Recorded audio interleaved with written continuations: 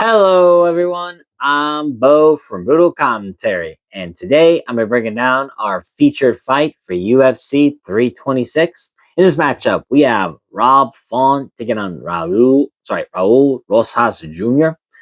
This is going to be an interesting fight. So this is actually going to be a rebooking. These two were supposed to fight back at UFC Noche last September, but Rosas Jr. ended up pulling out, and Rob Font instead fought David Martinez.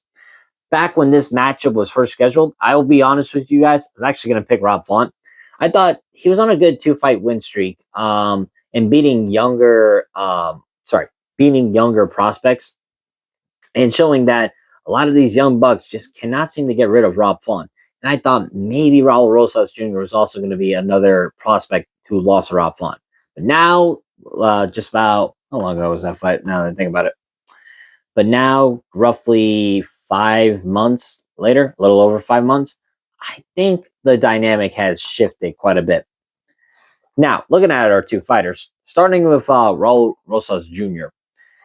He is currently 11-1 as a professional, 4-1 in his last 5 fights. Now, his last fight was Rosas's only loss against the prospect killer Christian Rodriguez, which was almost 3 years ago. Since then, Rosas has been on a nice 4-fight win streak, running right through Terrence Mitchell, submitting Ricky Tercios, then winning decisions against Orichi Lang and most recently Vince Morales last March. Now, for Rob Font, he's currently 22-9 as a professional, 2-3 in his last 5 fights, losing on a pretty bad skid against like Corey Sandhagen and Davison Figueiredo. Then Font got on a nice 2-fight win streak, like I said, beating younger fighters who were trying to make a name off him, in Kyler Phillips and Jean Matsumoto, and then most recently lost to David Martinez. So this is, old versus new, without a doubt. You look at the age gap, right? Font at 38, Rosas at 21. A 17-year age gap. Good Lord. It's old versus new in every way, shape, or form, really. And like I said, originally I was going to pick Rob Font. Like I said, he was on that nice 2-fight win streak against Kyler Phillips and Matsumoto. But now that both fighters are 5 months removed since they originally booked to fight each other, I said the dynamics changed for me quite a bit. But with that said, actually, let's get down to our breakdown. Starting with Rob Font. At this point in his career, Rob Font is pretty known quantity.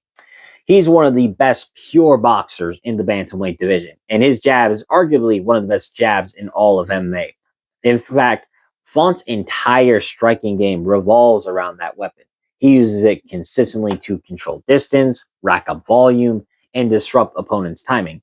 Another underrated part of Font's game is his ability to get back to his feet, which is going to be very important in this matchup, because Font has been taken down plenty of times in his career, for sure. Like Matsumoto and Kyler Phillips took him down just recently, and Davison Figueiredo and Corey Sandhagen. But usually speaking, Font has a very good ability to scramble back up and forcing the fight back into the stand-up and his preferred range.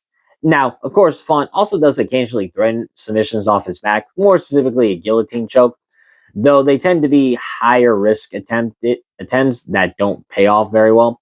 But still, it's something to just keep in mind. But specifically speaking, Font does usually have a good ability to get back to his feet.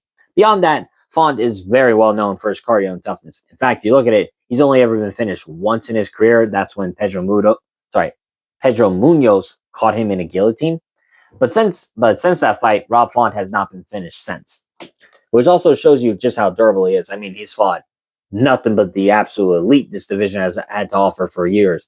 Sandhagen, Figueiredo, Chito, Jose Aldo, just to name a few. He's fought everybody. It kind of shows. So if this fight stays standing for extended stretches, I think Font absolutely has the advantage in this fight. Now, looking at Raul Rosas Jr. Rosas has been one of the most talked about young prospects in the sport ever since his debut. I think that's kind of died down just due to the inactivity, but he's still someone to talk about in this division. And you look at it, Rosas is now 21. He's now old enough to drink. I mean, shoot, he entered the UFC as basically a teenager, and now he's moving up into his 20s. And so I definitely think you're going to start seeing physical development that's going to come with that. I mean, as you get older, even in your early 20s, your frame does start to get filled out, and you do start to get stronger. I think that's going to happen with Rosas. So, like I said, his frame is filling out. He's getting stronger, and stylistically speaking, it's going to help Rosas' style very much so, because Rosas has always been a grappler first. His wrestling is the foundation of his game. He's very good at getting takedowns and establishing strong positional control once the fight hits the mat. From there, Rosas, he's very comfortable working submissions. Usually, the rear naked choke is his preferred submission, or maintaining top pressure. Early in his career, one of the biggest criticisms about Rosas was that he could burn himself out by grappling too aggressively. You saw that specifically in the Christian Rodriguez fight, as Rosas would chase takedowns consistently and sometimes just gas himself out in the process. But in more recent fights, you've seen the improvements Rosas has made.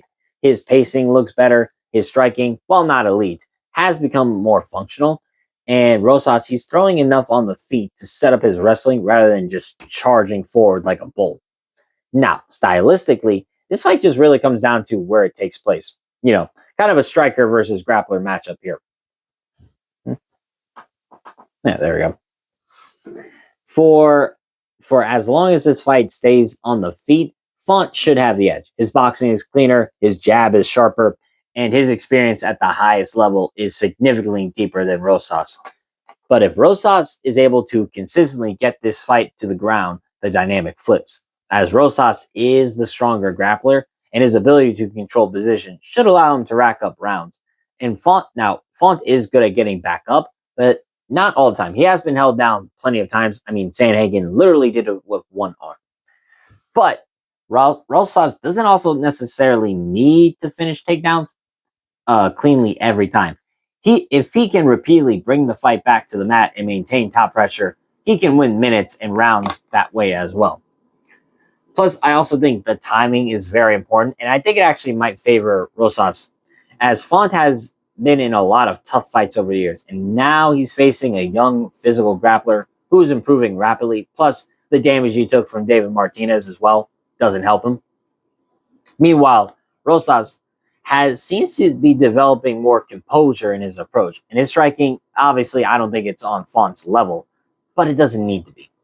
If it just needs to be good enough to get him to his grappling. So for the final assessment, I do think Font has a way to win. I'm not going to completely write him off. If Font can keep the fight standing, defend takedowns efficiently, and control the pace with his jab, he could outbox Rosas for over the course of 3 rounds. But Rosas' wrestling pressure is likely going to be a major factor. If he can outmuscle Font in grappling exchanges and maintain top control, he could slowly take over the fight through positional dominance. And overall, I just think Rosas is going to win this fight. I'm going to pick Raul Rosas Jr., and I'm going to pick him via decision in this fight. I can't see him finishing Rob Font. It is extremely hard to do. Could he submit him? Possibly.